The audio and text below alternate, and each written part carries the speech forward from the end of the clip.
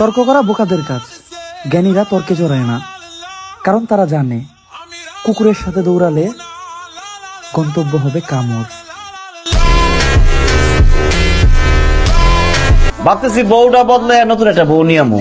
তুই না কইছস আমার লগে সংসার করবি না? এই নে কাবিনে 2 লাখ টাকা আর লগে আরো 1 লাখ টাকা দিলাম। এই নে 3 লাখ টাকা নিয়ে বাইরে যা।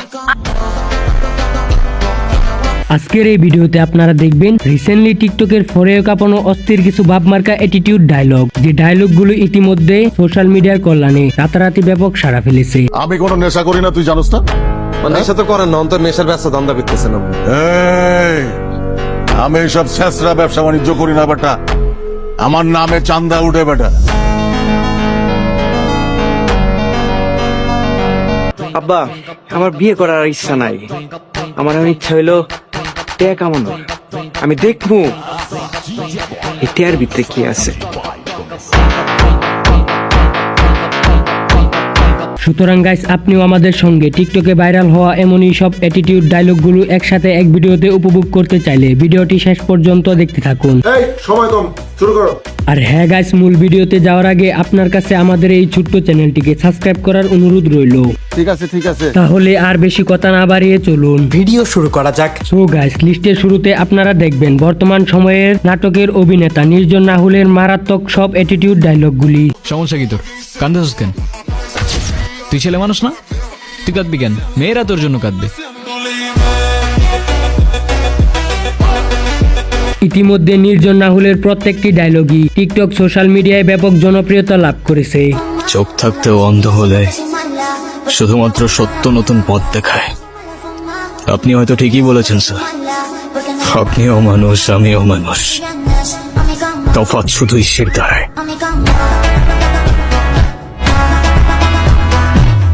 যাই হোক, তারপর রিসেন্টলি ভাইরাল হওয়া সাকিব সিদ্দিকের অস্থির একটি অ্যাটিটিউড ডায়লগ। ভালো আছো? ভালো আছি, মন্দ আছি, খেয়েছি কি খাই নাই, এসব আলাপচারিতা করার সময় নেই। আমার কাছে time is money and money is time. হ্যাঁ, নাটকে অভিনয় করা সাকিবের ডায়লগগুলো এখন সোশ্যাল মিডিয়ার দর্শকদের নজর কেড়েছে। আপনি মুরব্বী মানুষ, আপনার লগে বেয়াদবি হওয়ার আগে আমি আগেই কইতেছি, হাসির দিকে আর চোখ তুলে তাকাই গেছে। যদি তাকাই তাহলে তুই কি করবি? কি করবো এটা তো জায়গা মতো বুঝবি। তোর তো ভালো মতো থ্রেট দিছি, এরপরে তোরা এমন ভাবে বানামো তুই কাউকে কইতেও পারবি না, স্মরণে বুঝছ নাই? তোর এত বড় সাহস, তুই আমার তুই করে কইতে চস? তুই কই না, তোর গারামো, তুই খালি দেখ তোরে করি কি। হোয়াটএভার গাইস, এরপরে আপনারা দেখবেন নিলয় আলমগীরের মারাত্মক সব সিনেমা ডায়লগগুলি। তোরে যদি ওর তীর সীমানায় আজকের পর থেকে কোনোদিন দেখছি, ওর লগে কথা কইতে দেখছি, তোরে পিডায় হাত পা বাইঙ্গা তোর হাতে ভিক্ষার থালি ধরায় দিব, তারপর ভিক্ষা করে খাবি তুই। এই খবরদার, আমার ভাতিজার হাত পা ভাঙা তো দূরের কথা, খালি একটা ফুলের টুক দিয়ে দেখ, তোরা ডাইরেক্ট বিয়ে করে বাড়িতে নিয়ে যাবো। অ্যাটিটিউড কাকে বলে, কত প্রকার ও কি কি, নিলয় আলমগীরের ডায়লগগুলো শুনলে বোঝা যায়। আচ্ছা, একটা কথা সত্যি করে বলো তো, তুমি কি ভার্সিটির কোনো ম্যাডামের সাথে প্রেম করতেছো? এখনো কোনো ম্যাডামের সাথে প্রেম করতে পারি নাই, তবে ভবিষ্যতের কথা বলতে পারছি না। ভবিষ্যৎ বলতে কি বোঝাচ্ছ? ম্যাডাম, আপনি যে সুন্দর, যে কিউট, ভবিষ্যতে যে কি হয়ে যাবে আমি তো এখন বুঝতেছি না। থাপড়ায় তোমার গালের সবগুলা দাঁত ফালা দিব। তারপরে রয়েছে আপকামিং টিকটকে ভাইরাল হওয়া বেকার থেকে কোটিপতি নাটকের বাপমার্কা অ্যাটিটিউড ডায়লগ। আব্বা, আমার বিয়ে করার ইচ্ছা নাই। আমার ইচ্ছা হইলো টেয়া কামানোর। আমি দেখবো এই টেয়ার ভিতরে কি আছে।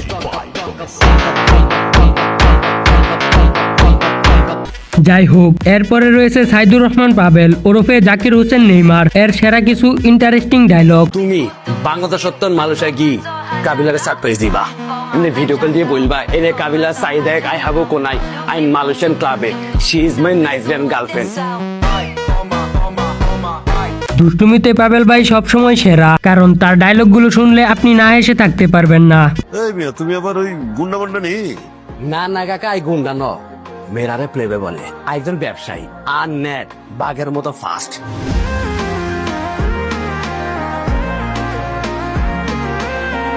এনিওয়ে গাইজ, তারপরে আপনারা দেখবেন পুশমাস্টার শিমুলের রাতারাতি টিকটক সোশ্যাল মিডিয়ায় ভাইরাল হওয়া অস্থির সব অ্যাটিটিউড ডায়লগগুলি। আমি যখন খারাপ আছিলাম তখন আমার সাথে যে পোলাপান করতো না, এইসব পোলাপানেও আপনার মতো এরকম পোস্ট মারা শিমুলের পারতো না। হাই শিমুলো আমনের মতো বহুত বুড়ালে প্রচারে নোয়াখালী টু ঢাকা শহরে আছে।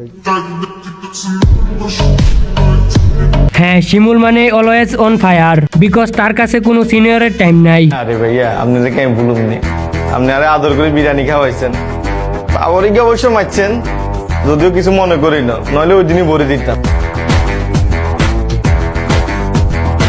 সো এরপরে রয়েছে নাটকের গুরু মুশাররফ করিমের রক্ত গরম অ্যাটিটিউড কিছু ডায়লগ। তুমি বদলাই গেছো সুন্দর, তুমি আর আগের সুন্দর নাই। তুমি তো জীবন আমার ধমক দিয়ে কথা কইতা না, তুমি আমারে ধমক দিয়ে কথা কইতেছো, তোমার কি হইছে? টাকা হইছে আর টাকাওয়ালা মানুষের লোকে কিভাবে কথা বলতে হয় এটা তুমি জানো।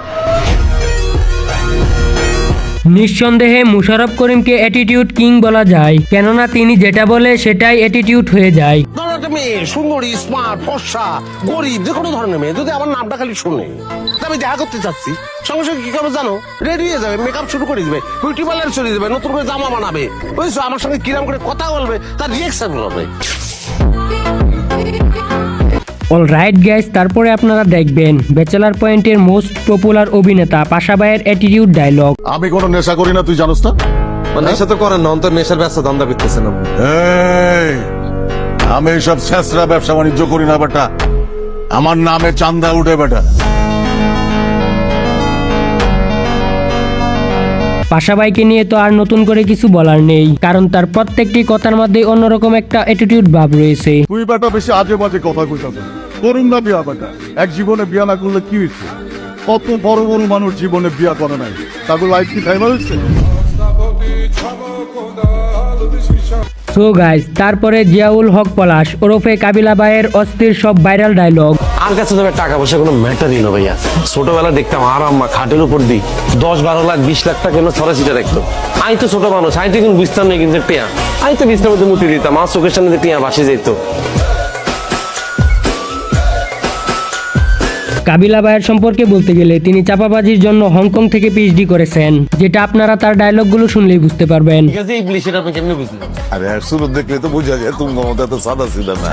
কাকা কি বলতেছেন? কাবিলা ভাই জানি সাদা সিধা, আন্নে যদি আর হিস্ট্রি জানেন আন্নে আর বলবেন কাবিলা তুমি তো একটা ইবলিসের আত্মা।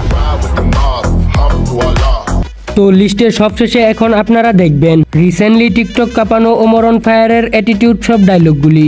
অনেক চেষ্টা করার পরেও তোমাদের মতো হইতে পারলাম না ভাই, কারণ বেইমানি ওইটা তোমার রক্তেই নাই।